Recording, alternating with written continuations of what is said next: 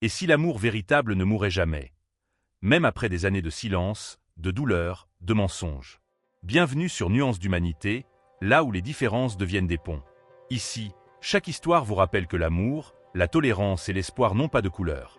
Si vous croyez, vous aussi, en la beauté de l'humain, abonnez-vous, activez la cloche et entrez dans l'émotion vraie.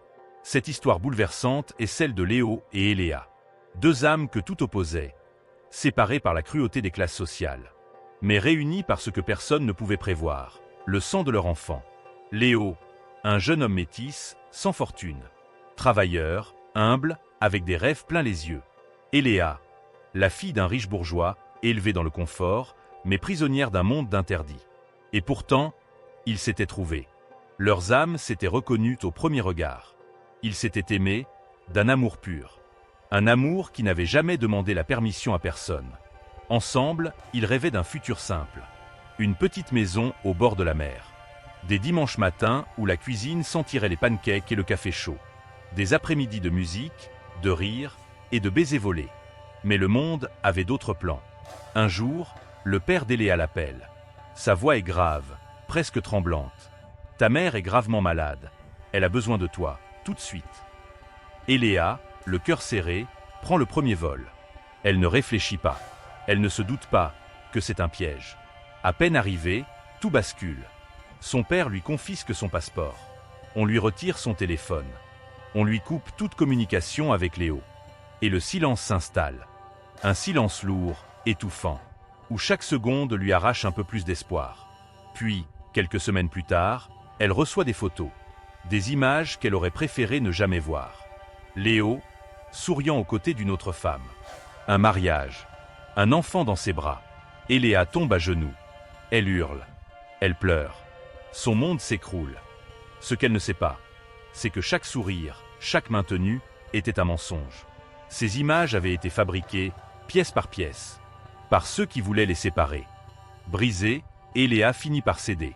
Sous la pression familiale, elle épouse Damien, le fils d'un riche associé de son père. Un mariage sans amour, où son cœur reste absent, son regard perdu dans le vide. Peu après, Eléa découvre qu'elle est enceinte. Mais elle le sait, au plus profond d'elle. Cet enfant n'est pas celui de Damien. C'est l'enfant de Léo.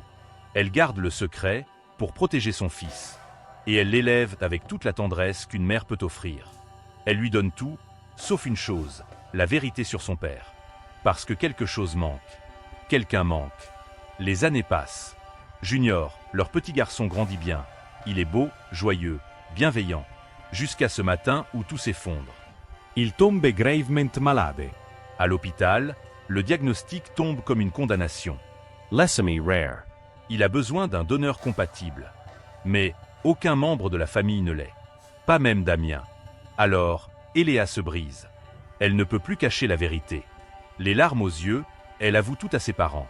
Elle raconte ce qu'ils lui ont volé. Son amour. Ses années. Sa famille. Pour la première fois, ses parents se taisent.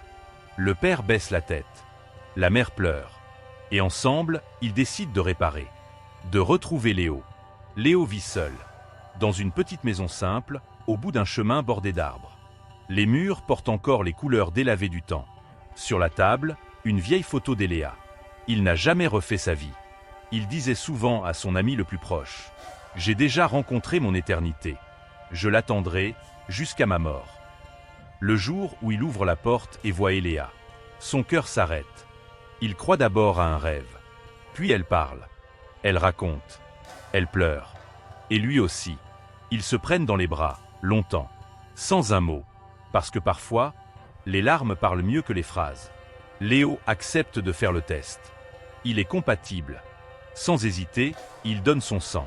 Et il sauve son fils. Son fils qu'il n'a jamais connu, mais qu'il a toujours aimé, sans le savoir. Damien, témoin discret de cette renaissance, voit sa femme revivre. Il voit la lumière qu'il n'a jamais pu rallumer dans ses yeux. Alors, un soir, il s'assoit à côté d'elle. Et il lui dit « Je t'ai aimé, mais je n'ai jamais été celui que ton cœur appelait. Sois libre, Eléa.